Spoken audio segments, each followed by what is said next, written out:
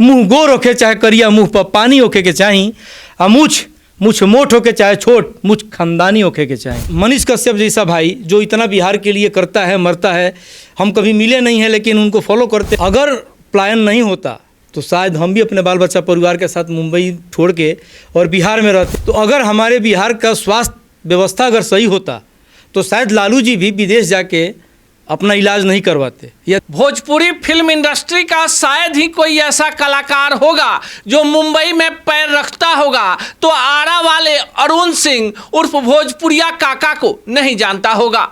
एक ऐसा युवा जो मुंबई जाता है, वहाँ के बिजनेस जगत में बड़ा नाम बनता है और तमाम कलाकारों को, चाहे वो पवन हो या खेसारी, शुरुआती दिनों में अपने घर में रखकर भोजपुरी इंडस्ट्री का ककहरा सिखाता है।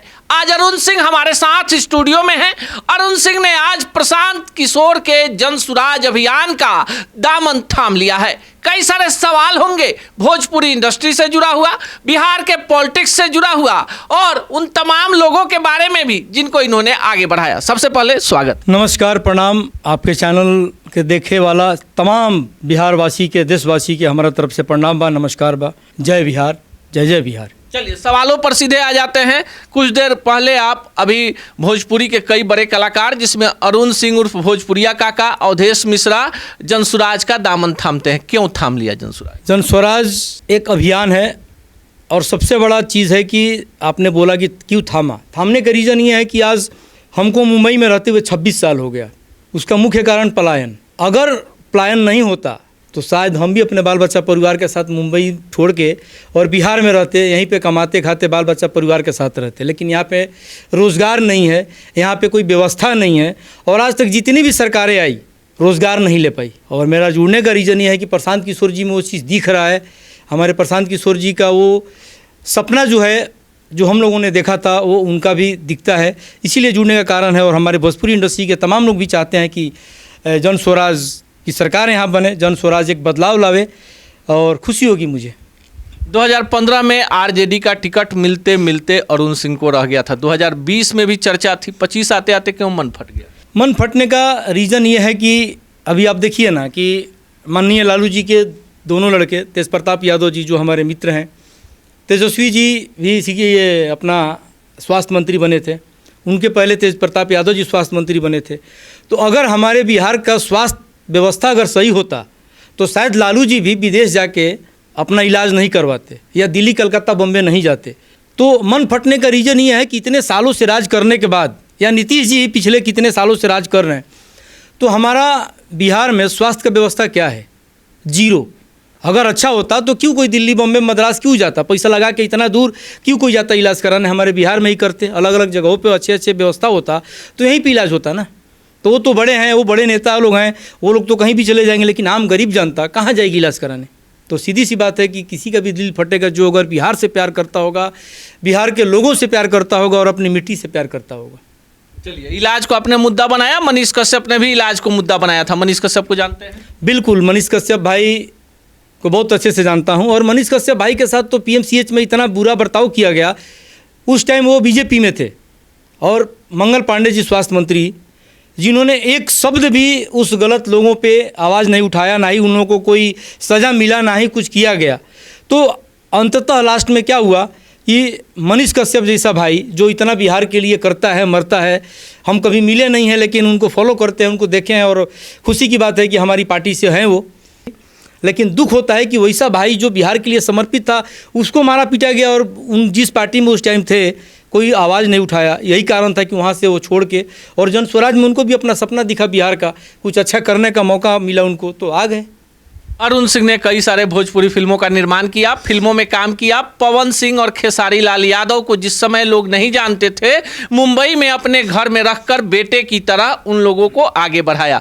क्या कुछ चलते रहता है मन में? देखिए क्या है, हम किसी को आगे बढ़ाने वाले क्या हैं, हमारी क्या अस्तित्व है? सबको ऊपर वाला आगे बढ़ाता है, सबको ऊपर वाला मौका देता है। हाँ, ऊपर वाले का मैं एक जरिया रहा हूँ कि हमारे थ्रू जो भी कलाकार, जो भी गायक मुंबई में आया, आपने 2 का नाम लिया, मैं तो कम से कम 20, 25, 50 ऐसे गायक होंगे जो मुंबई की धरती पे आए और हमसे जो सेवा खोजा होगा, जहाँ खोजा होगा, जिस रूप में खोजा होगा, मैंने उन्हें दिया है, कभी मैंने किसी से लिया नहीं है। और भोजपुरी का एक गायक मुझे नहीं बोल सकता है कि मुझे किसी ने दिया है। हाँ, आज मैं बोल सकता हूँ कि अगर मुझे किसी ने दिया है तो रितेश पांडे भाई, जिसके माध्यम से मैं आज जन स्वराज में आया, जिसके माध्यम से मैं प्रशांत किशोर जी से जुड़ा और इस पार्टी से जुड़ा, और छोटू छलिया भाई कलाकार के रूप में, या गोलू राजा, सब हमारे छोटे भाई हैं जो कि हमारे मौके पे खड़े रहे हैं। बाकी तो कोई खड़ा नहीं रहा है, लेकिन मैं उम्मीद भी नहीं करता हूँ, मैं सभी को प्यार करता हूँ। हर कलाकार और हर गायक को आज भी अगर ऊपर वाला मुझे देगा तो मैं उनके लिए समर्पित हूँ, खड़ा रहूँगा और ईश्वर जितना करेगा करवाएगा, करते जाऊँगा। भोजपुरिया काका का नाम आपको मिल गया इसलिए कि काका बिहार में चाचा को बोलते हैं। कई सारे कलाकारों को आपने अपना गोल्ड का चैन पहनते पहनते गोल्ड मैन बना दिया भोजपुरी इंडस्ट्री में। ये बात आज पहली बार किसी मीडिया के माध्यम से आपने पूछा तो मैं बताना चाहूँगा कि हमारा कपड़ा, हमारा गहना, हमारा जूता, हमारा चप्पल, हमारा गाड़ी, बहुत से ऐसे कलाकार हैं जिन्होंने मांग के यूज़ किया और मैंने खुशी से दिया, क्योंकि मुझे फ़क्र था, मुझे घमंड उस बात का था कि हम बिहारियों को, हम अपने उत्तर प्रदेश बिहार वाले को उस मुंबई जैसी नगरी में मौका दे रहे हैं। और कारण यह है कि मैं 1999 में आरा जिला से चल के बॉम्बे गया था। जब बम्बई गया था तो वहाँ हर जगह जब भी कोई फंक्शन होता था, होली, दिवाली, छठ, जो भी, तो खाली बिरहा का कार्यक्रम होता था। और बिरहा हम लोग का उत्तर प्रदेश का है, बिहार में बिरहा चलता नहीं है। तो मुझे बड़ा अजीब लगता था, लेकिन 900 रुपये का मेरा पगार था, 30 रुपये एक दिन का महीने में पेमेंट था और महीने का 900, तो मैं करता ही क्या। लेकिन जुनून था मुझे कि जब आरा से आया हूँ और आरा की धरती की रग रग में सुर संगीत बजता है, तो मैं बोला कि नहीं, कुछ करना है। उसके बाद सन 2001 से मैंने शुरुआत किया और भोजपुरी का रंगारंग कार्यक्रम मैं मुंबई में कलाकारों को बुला के कराना शुरू किया। और जलवा ऐसा हुआ कि उस टाइम ना पे फ़ोन था, ना गूगल था, ना जीपे फ़ोन था, ना ही आपका फ़ोन था।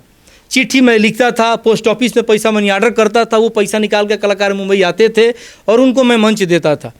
और ईश्वर की असीम कृपा रही कि आज वहाँ पे बिरहा लुप्त हो गया और भोजपुरी रंगारंग कार्यक्रम 2001 से लेकर 2018 के बीच में हमने करीब 2100-2200 स्टेज शो हमारे माध्यम से हुए, जिसमें तमाम कलाकार आए गए, लड़के लड़कियों को मैंने मौका दिया। मैंने ये नहीं सोचा कौन सा जाति का है, कौन से बिरादरी का है, कौन यूपी का है, कौन बिहार का है, कौन कहाँ का है।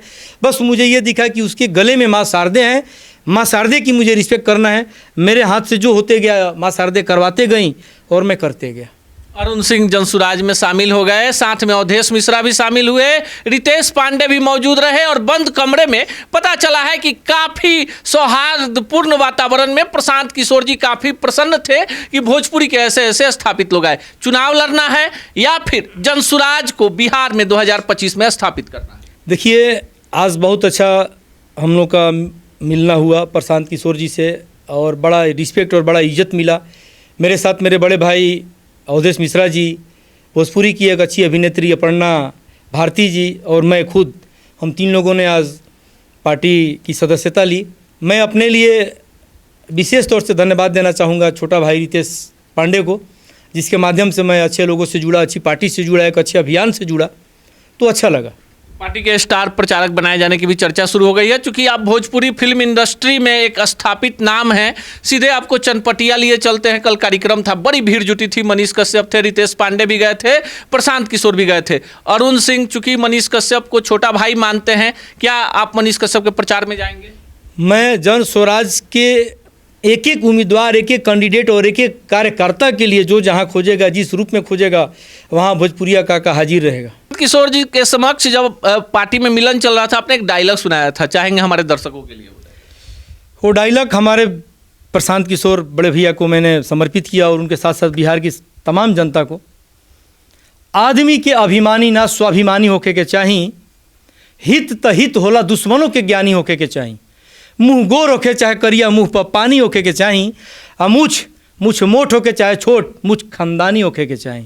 चलिए, अरुण सिंह जनसुराज में शामिल हुए हैं तो बिहार बदलने का जज्बा है। जो व्यक्ति 30 रुपये की पगार पर 1999 में मुंबई में रोजी रोजगार शुरू करता है, देखते देखते 2025 में कम से कम 10 से 20 हजार लोगों को अपने यहाँ नौकरी दे देता है। भोजपुरी फिल्म इंडस्ट्री के बारे में कहा जाता है कि अरुण सिंह जैसे लोग नहीं हो तो फिर फाइनेंसरों की कमी हो जाएगी। अपने गांव आरा से लेकर पटना और बिहार के कई इलाकों में जब बाढ़ आती है, कोई प्राकृतिक विपदा आती है, जो खबरें मुंबई तक जाती है कि कोई गरीब बच्चा पैसे के अभाव में पढ़ नहीं पाता है, तब अरुण सिंह काका सीधे आते हैं और मदद करते हैं। मनीष कश्यप को छोटा भाई मानते हैं, जनसुराज के तमाम प्रत्याशियों के लिए प्रचार करेंगे और इनको लगता है कि प्रशांत किशोर 2025 में बिहार में बड़ा बदलाव करेंगे। बाकी आपको क्या लगता है कमेंट बॉक्स में जरूर बताइएगा।